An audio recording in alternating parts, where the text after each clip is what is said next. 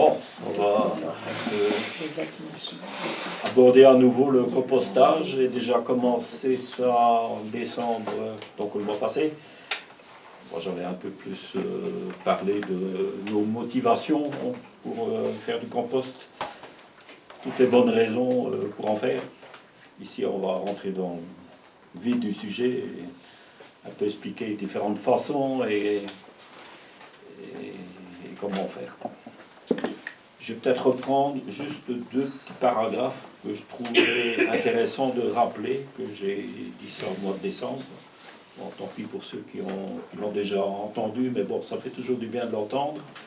Ça rentrera un peu mieux dans nos têtes. Donc, la définition d'un compost, c'est une décomposition aérobie, donc en présence d'oxygène. Donc, j'insiste là-dessus. Des choses qui sont trempées dans l'eau, dans le fond d'un trou très humide, surtout comme ici cet hiver, eh ben, j'appelle pas ça une décomposition, j'appelle ça de la pourriture. Donc c'est pas du tout ça qu'on cherche en faisant du compost. Donc c'est fait à base de matière organique d'origine végétale et animale. Via l'intervention des microbes, en général, c'est bactéries, champignons et plein d'autres choses encore, mais c'est les deux principaux qu'on va un peu plus détailler plus loin, et en lien avec les micro-organismes du sol, qui aident à décomposer. Donc ça peut être les asticots, les cloportes, les lombrics, les larves d'insectes, tout ça, ça participe à décomposer les déchets végétaux. Alors, quand on observe ça un peu dans la nature, la nature a toujours fait ça spontanément et tout seul, et bien avant que nous on arrive sur Terre. Et c'est toujours en surface du sol, donc en général, sauf s'il y a eu des bouleversements par, je sais pas moi, des éruptions volcaniques et tout ça, mais autrement, tout se fait comme ça, à fleur de sol. Donc c'est un petit peu à l'image de ce qu'on peut voir dans la forêt. Donc c'est toujours en présence d'air. Bon, qu'est-ce qui peut servir?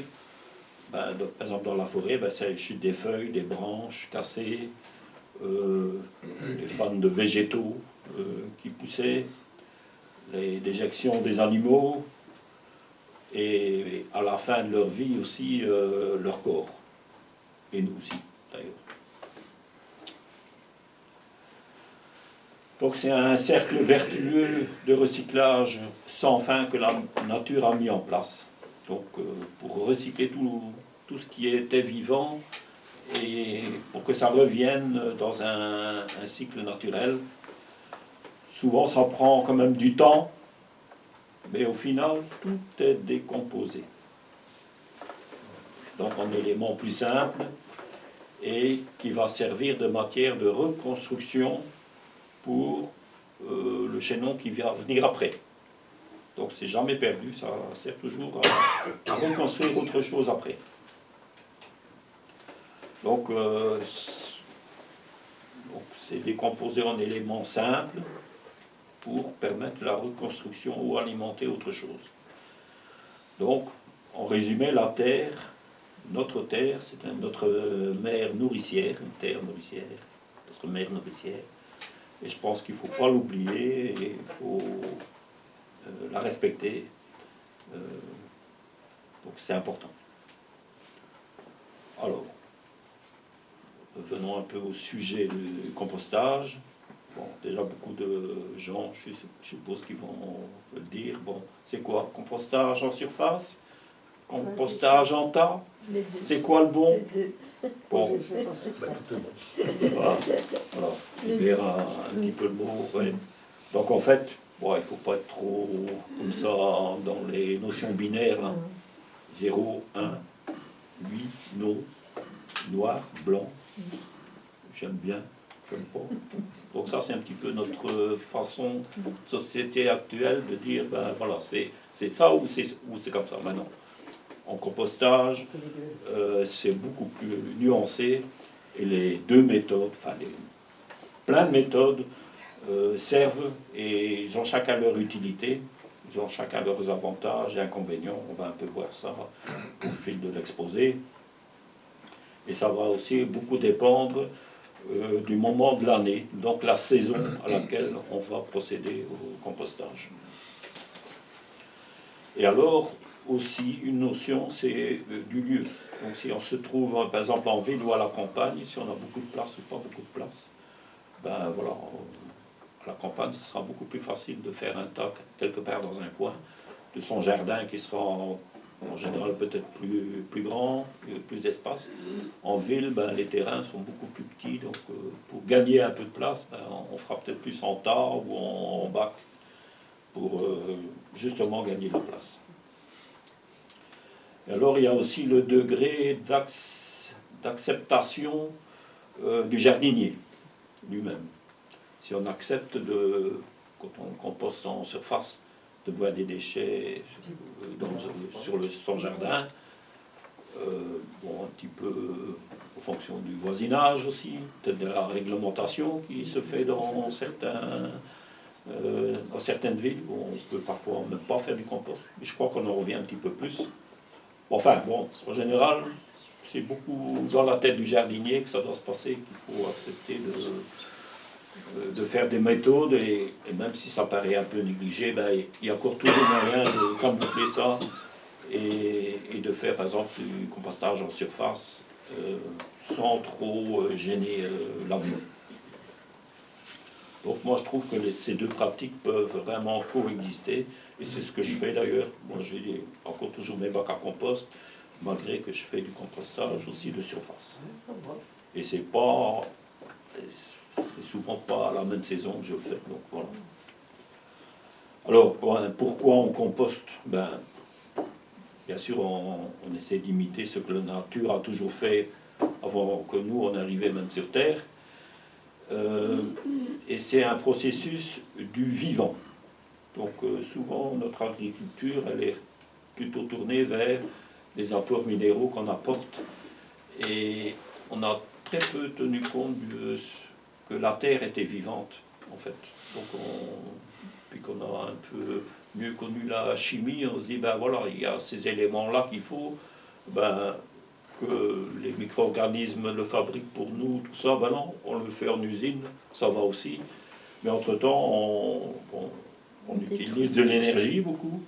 Et alors, ben, on court-circuite ce processus naturel qui est dans le sol. Et on a constaté que lorsqu'on a un sol vivant, on a beaucoup moins de risque de déséquilibre au niveau des plantes. Voilà, c'est un processus du vivant qui recycle tout. Tout ce qui meurt sert à la reconstruction pour ce qui suivra. Donc, il ne faut pas oublier que, bon, que le sol est vivant, mais il y a aussi la majorité des matières du sol sont quand même minérales, proviennent de la roche mère, donc ce qui est en dessous de nous. Entre 90 et 95% vient de la roche mère, qui a été désagrégée, ça je vais expliquer plus loin. Et il y a seulement 1 à 10% de matière organique dans le sol. Donc, je parle de roche-mère, ça peut être cailloux, gravier, sable, limon, argile. Tout ça, ça fait partie des matières minérales du sol. Donc, en général, le taux de matière organique d'une terre agricole se situe entre 1 et 3. Donc, c'est pas beaucoup. Surtout en culture conventionnelle, on serait même plus proche de 1 que de 3. Par contre, en forêt, où on travaille pas le sol et tout ça, où il y a beaucoup de matière organique qui tombe, on s'approche plutôt des 4%. Chez Gilbert, ici, on était à combien? 8? Au moins, si pas plus. Ouais. Ils n'y croyaient pas leurs yeux, ils sont revenus parce qu'ils se sont dit on s'est trompé. Ouais, donc ça, c'est aussi le fait qu'on recycle un maximum, qu'on laisse les choses sur le sol se décomposer et laisser faire les micro-organismes du sol. Alors, la matière organique qui est dans le sol, c'est le carburant de la vie du sol. Donc, c'est le carburant pour les bactéries, les champignons et autres. Il faut aussi savoir que chaque année, il y a environ 1,5 à 2% de matière, d'humus qui est stocké, qui disparaît, qui est minéralisé, qui est rendu assimilable pour les plantes. Donc ça veut dire que même si on a un beau stock d'humus, on ne va pas dire ben maintenant je n'en mets plus, je suis tranquille. Non, ça se minéralise, ça disparaît. Donc il faut alimenter constamment cet apport de matière organique. Alors on va un peu regarder un peu ce que font les bactéries. Donc les bactéries, ils sont là pour dissoudre les matières minérales. Donc la roche-mère, au tout début de la formation de notre planète, les bactéries ont bouffé la roche. Donc vraiment, donc c'est désagrégé et via les matières végétales. Donc après il y a des plantes qui se sont installées, qui se sont nourries, sont retombées. Donc les bactéries se sont développées, se sont multipliées et ont de plus en plus grignoté la roche de la terre. Et c'est ça qu'on a une couche arable maintenant que l'on peut cultiver. Donc c'est des millénaires, des millions d'années que ça existe. Donc tout ça c'est toujours pour... et alors oui, donc ils attaquent la roche minérale, mais aussi les matières organiques, donc les plantes. Donc au départ c'était des algues, et puis beaucoup de choses qui poussaient dans l'eau, puis ça c'est venu sur la terre dès qu'il y avait une fine couche de matière, je vais dire de roche qui a été transformée. Ben voilà, il y avait un enracinement de plantes primaires, et ainsi de suite. Donc ça a évolué jusqu'à obtenir une couche plus grosse donc de terre. Donc, et tout ça pour garder aussi une bonne aération, une bonne structure du sol. Donc les bactéries, elles se multiplient tant qu'il y a de la nourriture et de l'oxygène. Ensuite, en fin de vie, les bactéries servent aussi de nourriture pour la faune du sol. Donc par exemple les vers de terre, on dit que les vers de terre mangent des feuilles, tout ça, mais c'est surtout, ils mangent les bactéries qui ont mangé les feuilles. Donc ils se nourrissent principalement des bactéries. Donc vers de terre, il y a le colombole, enfin il y a plein d'autres insectes comme ça qui se nourrissent des bactéries. Donc ça c'est le rôle des bactéries. Alors, que font les champignons microscopiques? Je ne parle pas du champignon Paris, je parle des micro-champignons qui sont dans le sol. Donc Ignace en parlait tout à l'heure. Ben, les filaments des champignons, donc c'est invisible, ce sont des ifs qui tissent comme ça. Donc il y a des toiles comme ça de ifs dans le sol, et qui vont aller puiser des éléments beaucoup plus loin qui les ramènent, et il y a un échange avec les plantes. Donc, alors, donc les champignons digèrent certains composants que les bactéries ne peuvent pas décomposer. C'est entre autres la lignine. Donc c'est le bois des branches, surtout des branches adultes qui sont riches en carbone, et ils arrivent à décomposer ça met du temps, mais ça produit un humus stable et qui est ensuite stocké dans le sol. Donc ça améliore la structure et la qualité du sol. Donc ce processus prend quand même plus de temps que pour les bactéries, surtout que la lignine, elle contient parfois des essences protectrices. des terpènes et des tanins. Donc, par exemple, les bois exotiques, l'eucalyptus, l'acajou, contient beaucoup plus de tanins et est beaucoup plus difficile à décomposer. Donc, se pourrit beaucoup moins vite. C'est une qualité naturelle de ces bois-là. Mais avec le temps, ils arrivent quand même à attaquer ces bois, mais ça met beaucoup de temps. Il faut en plus des enzymes qui interviennent. Bon, il y a beaucoup d'intermédiaires qui œuvrent pour transformer, pour décomposer, parce que c'est la règle générale dans la nature. C'est qu'il n'y ait pas de déchets dans la nature. Donc, tout est recyclé. Alors, il participe donc au stockage naturel du carbone du sol. Donc, on a déjà beaucoup entendu parler de ça, du carbone. Maintenant, on produit beaucoup trop de carbone qui est dans l'air, donc le CO2, le gaz carbonique. Et c'est ça qui fait aussi un peu l'effet serre, puisque ça fait une couverture, ça empêche l'air de bien circuler, donc ça fait une couverture, c'est ça qu'on a un réchauffement, donc un effet de serre en fait.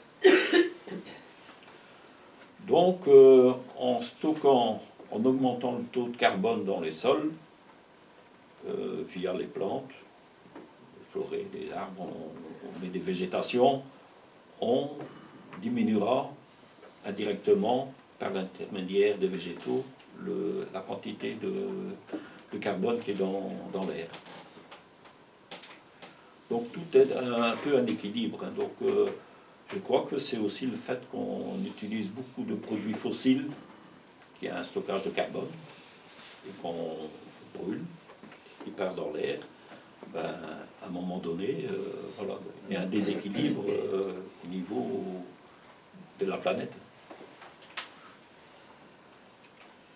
Alors, pourquoi on a intérêt à augmenter le taux de matière organique dans nos sols?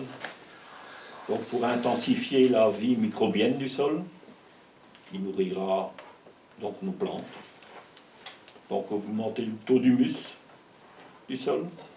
Donc, une meilleure retenue de l'humidité. Bon, en ce moment, c'est peut-être pas trop le problème, mais pour les étés qui viendront ensuite, en cas de sécheresse, ben, on stocke beaucoup mieux d'humidité que dans des sols où il y a très peu d'humus et où on finit par devoir arroser ou bien les cultures périssent hein, en cas de sécheresse.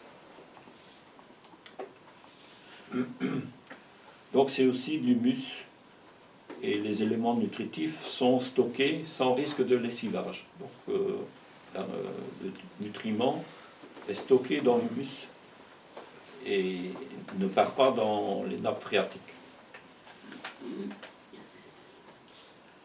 Alors les matières organiques, lorsqu'elles sont mangées par les vers de terre, les vers de terre produisent une forme de colle pour faire leur galerie. Donc ça permet de garder le sol beaucoup mieux aéré, des galeries qui serviront pour aérer le sol, parce que les occupants du sol ont besoin de l'air aussi. Et alors ça permet aussi que l'eau circule mieux aussi dans le sol. Donc en été, il y a, par capillarité, il y a de l'eau qui va remonter aussi vers le haut. Alors, que peut-on composter? Bon, je l'ai dit déjà un peu, c'est tout ce qui provient du vivant ou qui l'a été, d'origine animale, végétale. Donc on tiendra un peu compte de la teneur en carbone et en azote. Donc en fait l'azote permet aux plantes de bien se développer, grandeur, tout ça. Donc dans les jardins, on a besoin de pas mal d'azote pour faire pousser les plantes. Le carbone, lui, sera plus en réserve et servira de stockage des matières, aussi bien des matières, tout ce qui est minéraux aussi, donc parle de potasse et tout ça, phosphore, tout ça c'est aussi stocké dans les matières organiques. Et pour avoir un bon équilibre et avoir une décomposition correcte, il faut un rapport carbone-azote, donc C sur N, vous avez sûrement déjà entendu parler de ça, entre 25 et 30.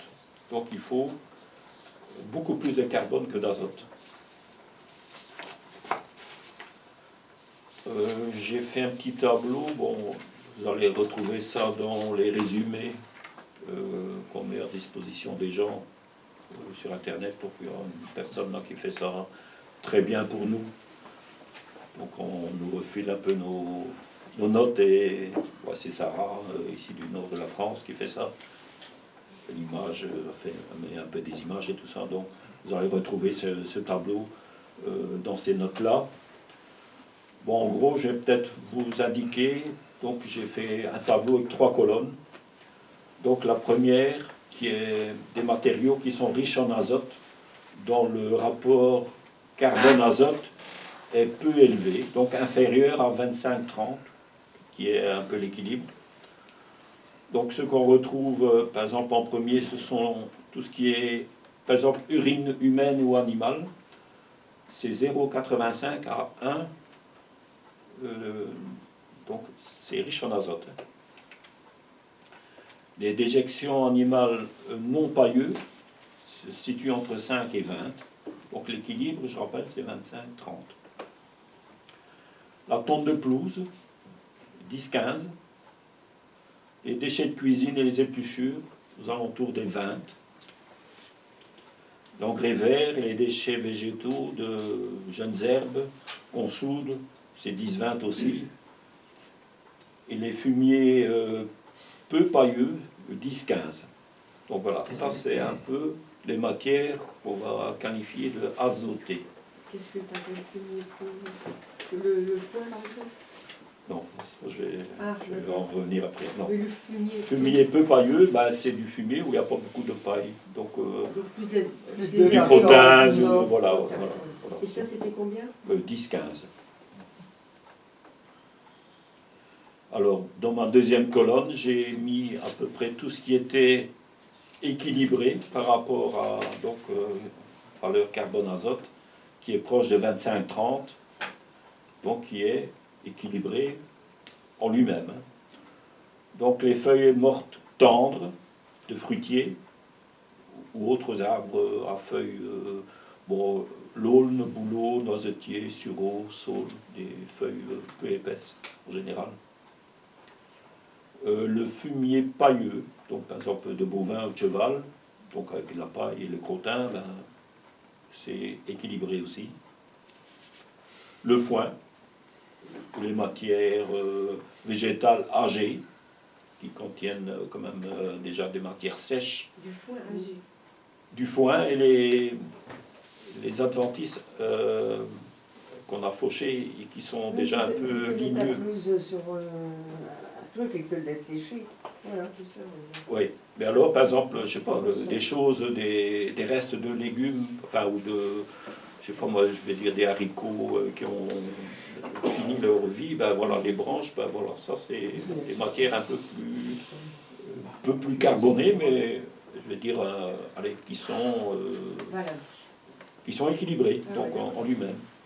Donc justement, les déchets de végétaux mûrs, donc ou secs, les feuilles de haricots, de petits pois, voilà, tout ça vous pouvez ramener soit dans votre compost, soit sur le sol. Le marc de café, de thé aussi, donc toujours 25-30. Et alors, toutes les tailles de haies vertes, qu'on va appeler par exemple BRF, bois raméal fragmenté, que l'on distinguera, c'est différent que du broyat.